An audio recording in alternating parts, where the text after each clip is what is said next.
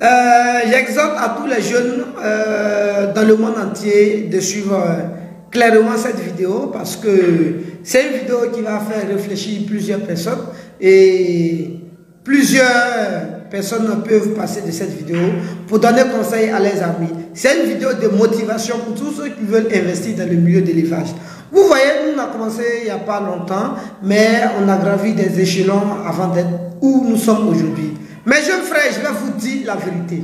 Le milieu des affaires, c'est pas facile. Le milieu des affaires n'est pas facile. C'est pas facile. Mais c'est pas pour ça qu'il faut abandonner. N'abandonnez pas. Quels que soient les risques que vous pouvez apprendre de vos erreurs, allez-y. N'abandonnez pas, n'ayez pas peur, affrontez les réalités. Partez. Souvent, les affaires ne marchent pas comme on le souhaiterait. Souvent, on pense que quand on entre dans les business, automatiquement, ça commence à marcher. Automatiquement, on devient star comme les gens, rouler dans des grosses voitures, faire... Il faut allumer le clim là. Faut voir, c'est là-bas, c'est fait chaud. C'est vraiment là.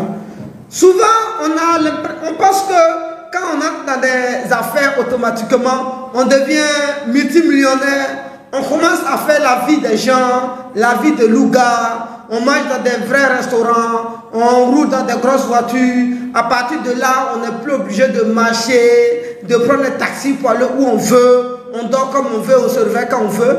C'est faux, c'est le contraire.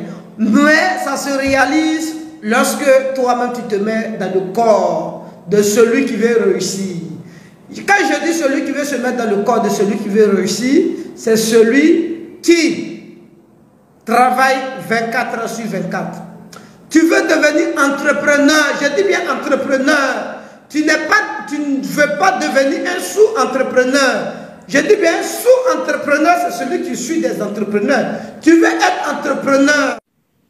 Alors, donc, si tu veux être entrepreneur, il y a certaines choses qu'il faut bannir dans la vie, complètement dans ta vie. Et je pense que pour être en contact avec ces types de choses qu'il faut bannir dans ta vie, va en haut de cette vidéo, prends mon numéro et contacte-moi. On va en parler sur le plan personnel. Parce que quand on parle dans la rue de certaines choses à bannir avant d'être entrepreneur, certaines personnes ont tendance à discuter parce qu'ils n'ont pas encore payé le prix pour avoir les bonnes informations. Et ces personnes-là, quand vous remarquez, à chaque fois, ils sont sur les bancs des gens, ce sont eux qui demandent de l'aide, ou bien ce sont eux qui font de n'importe quoi.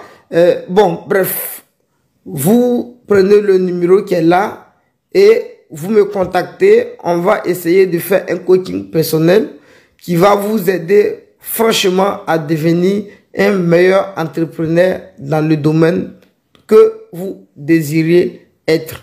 Mais je vous affirme que moi, je suis spécialisé dans le domaine de l'élevage. Voilà. Donc, ma seule conclusion que je veux vous dire, c'est que arrêtez la vie de louga. Arrêtez de draguer les petites filles du quartier.